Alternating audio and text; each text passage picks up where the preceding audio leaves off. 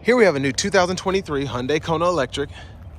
This one comes in galactic gray on black leather interior. And then we have a front-mounted electric motor giving us 201 horsepower, 291 pound-feet of torque. And then we have a 64 kilowatt-hour battery. But as we come around to the front end here, we have our LED headlamps along with our LED daytime running lights. And I actually love the look of the Kona Electric as opposed to the regular ones. Just looks really sharp, even though the charge port is right here at the front. Now you can just click that, open it up, and then you get up to 77 kilowatt hours in terms of charging speed on a DC fast charger. But still one of the most efficient electric cars on the market. And I'll show you those figures here momentarily.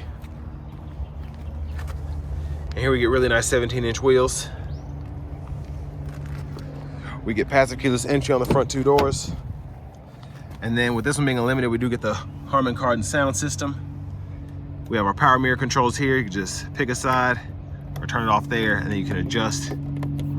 Power door lock controls here. We have our rear window lock here. One-touch automatic up and down windows for the front, regular power windows for the back. Nice size bottle holder here and a little storage pocket.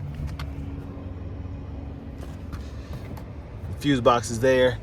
We're gonna pop the hood for later. And then here we have our power driver seat with power lumbar support. But I have that seat up front adjusted for someone of my size and how I like to drive, being 6'3" with longer legs.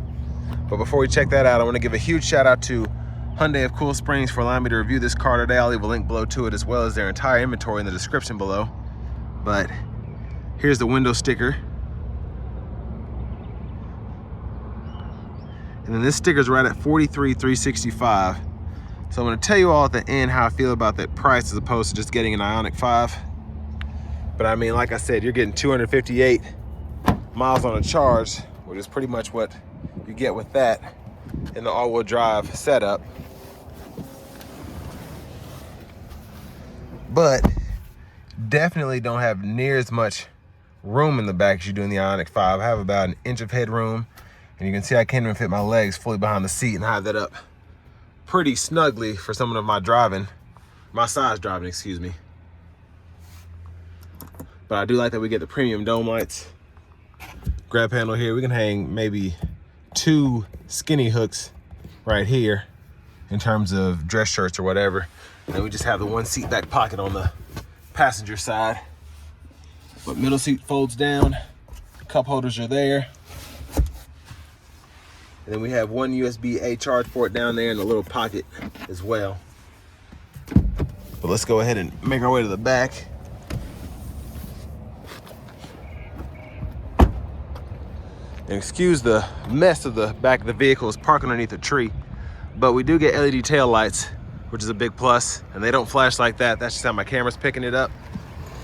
And there's a look underneath the vehicle. And let's pop the trunk. So manual trunk there. Okay amount of space. Then you lift this up, little storage, and then a tire inflator kit's down there, and there's your charger as well. If I can get that to close all the way back, there we go. And then I'll show you how we can make even more space if you ever need it. Just come around here. Pull this, seat will fold flat, and then you can run longer objects all the way to the front or to the back of the seats if you need to. And then pretty easy to just fold it back into place.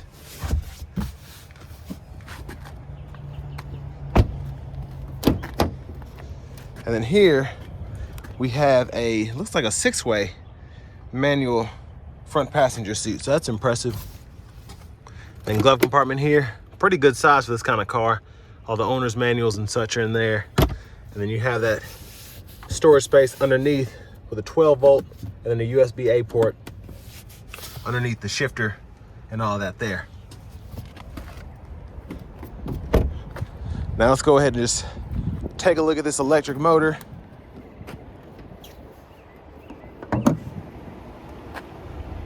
And then There's that, so it's humming a little bit. And then you just pop that up there if you want to hold it.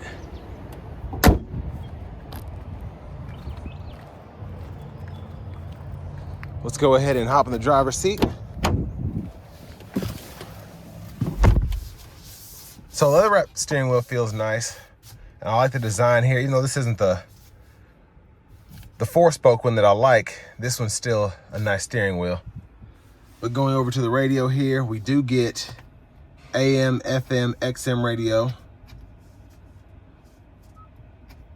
And then we also have Bluetooth audio, Apple CarPlay, Android Auto compatibility. We can turn on our efficiency metrics here so we can see how far we need to go to get to where we're going, so on and so forth. Charging times, you can do all that from here. Just want to go through the menu. And then here are all your settings here. So vehicle settings, you can go in here and adjust all of your settings. So eco vehicle, you can set the smart regen on. Drive modes, you can go through those as well. Most of this stuff you can do from buttons and knobs and not actually have to go through the screen, but just wanted to show you where it was anyway. And then we do have the navigation screen here. You can just hit the search icon. You can type in whatever you want to. And then I like that we have the shortcut for the EV charging station. Then you can just pull those up as well. There's that home page. And we do have buttons and knobs as well. So you can tap that power button to mute, and then you can adjust the volume and then the tune as well. Again, shortcuts are below there. Now here's our backup camera. Guidelines follow you as you turn the steering wheel. Then you have the backup sensors as well, right there. Hazards are here, AC vents, and then we have single zone automatic climate control, so you can adjust your temperature here. It'll show you on the screen there. And then you can turn the auto mode on there and adjust the fan speed to turn that off. And then you have your heat as well as your AC you can toggle. And I like that you can actually toggle the heat on and off as opposed to the car doing what it thinks is best. And then you can just have the air set to just the driver. And then a USB-A port down there, wireless charging pad here. And this shifter is very interesting. So park is here, drive is here, neutral is here, reverse is here. Don't know how I feel about that, but here's your electronic parking brake. Pull it up to engage, hit the brake, press down to disengage. Cup holders. Now what I do like is that we get heated cooled seats for the front. So I have that on, it feels great. Then your drive modes, you have 4 of those, Eco, Normal, Sport, and then if you hold the drive mode button, you go into Eco Plus. And then your heated steering wheel toggles there, automatic brake holds here. And the center console cubby space, pretty decent size for this kind of car. And then we can push this back. And then we have sunglasses. We can either tilt or slide our sunroof, 1 touch open, and then 2 touch to open all the way. And then you can 1 touch close it. And then your home remote is, or garage door transmitter's right there. Now going over here to the steering wheel, the stalks behind, blinkers, headlamp controls, auto mode. And then you can toggle your auto high beams there once in that mode. We'll leave those on. And then to the right side steering wheel stalk, we have 1 time auto, low, and high for the windshield wipers. You can adjust how sensitive the auto wipers are there. And then rear wiper here. And you just pull back for rear wiper fluid, push up for front wiper fluid. And then this is how you control your regenerative braking. So to maximize it, hit that, and then to toggle the recuperation the other way, you hit that. Voice recognition controls, this mode button to go through your audio, and you can set that up here. And you have favorites you can set up as well, Bluetooth button, volume controls, and then track list, radio station presets. And then you have all of your gauge cluster and cruise control settings here. So smart cruise, toggle that. You can set the speed, gap adjust, lane centering, and then you can use this to go through the gauge cluster. So use that, and then you can toggle all of that there. and tire pressure sensors, energy flow, and do all that. All digital gauge cluster there. And then push button start. And here we have the key fob with remote start. But next it's time to go ahead and take this 2023 Kona Electric out on the road for a test drive. So right off the bat, love the acceleration feel here. And I'm just in the eco mode. And still, you put your foot down and the vehicle's just ready to go. Which is typical of EVs, but with this being such a small vehicle and it's kind of more of an entry-level EV, impressed by the acceleration. I'm gonna put it into the normal drive mode now. And then I have the smart cruise on with the lane centering.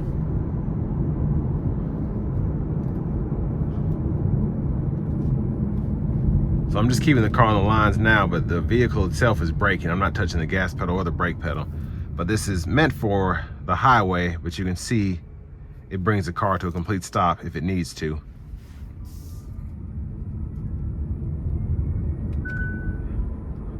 And I do like that we get several levels of regenerative braking on tap, as opposed to having to go into a setting or go into the screen and do this, that, or the other, and then you only have either one pedal or no regen. And then you have to make sure the lane centering as well as the cruise control is off to control that braking pedal feel. Or the regen braking, excuse me. So I have it on max now. And for me, I like having the max regen, mostly because I'm used to it driving a one pedal EV, and then I also have a plug-in hybrid van that I leave on the low gear so that I can use that almost one pedal drive system there.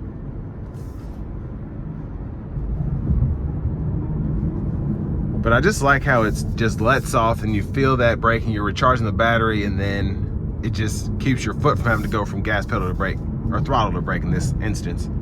But let's put it into sport mode. And I'm about to put my foot down. Got a little space behind me.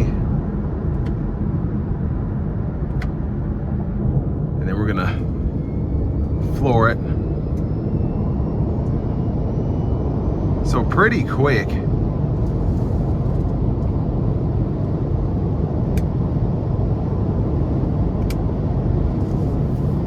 So we have the lane centering, we have the adaptive cruise, and the ride is not nearly as stiff as I thought it would be. It is actually pretty nice coming down this stretch of the interstate, which is relatively smooth, but still feeling no sort of movement in terms of the ride. I hit a little bump there, got a little bit of a bump, but for the most part, quite impressive ride.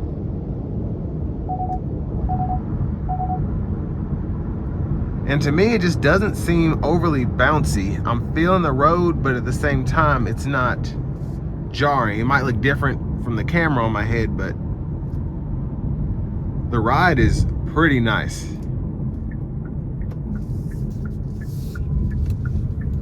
We're gonna stomp it again here. And of course, with it being front wheel drive, you stomp it coming out of a corner, you might get a little tire squeal there, but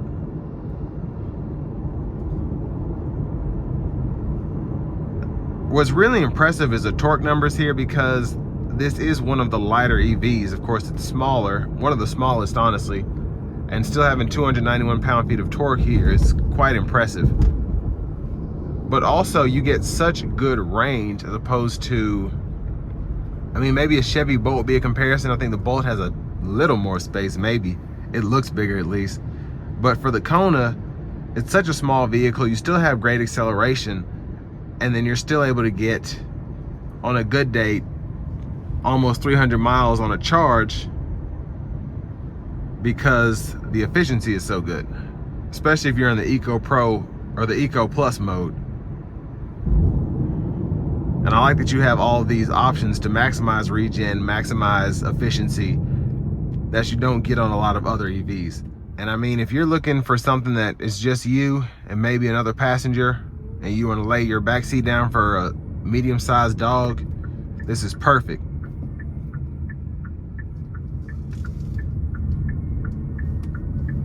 I'm gonna give it one more. Well, I was gonna give myself a little space. I have a little space. I'm gonna do it. Whew. Yeah, it has the torque, baby. But still a great option if you're in this segment and want to go electric. So this will bring me to the end of my review of the 2023 Hyundai Kona Electric in the limited trim level.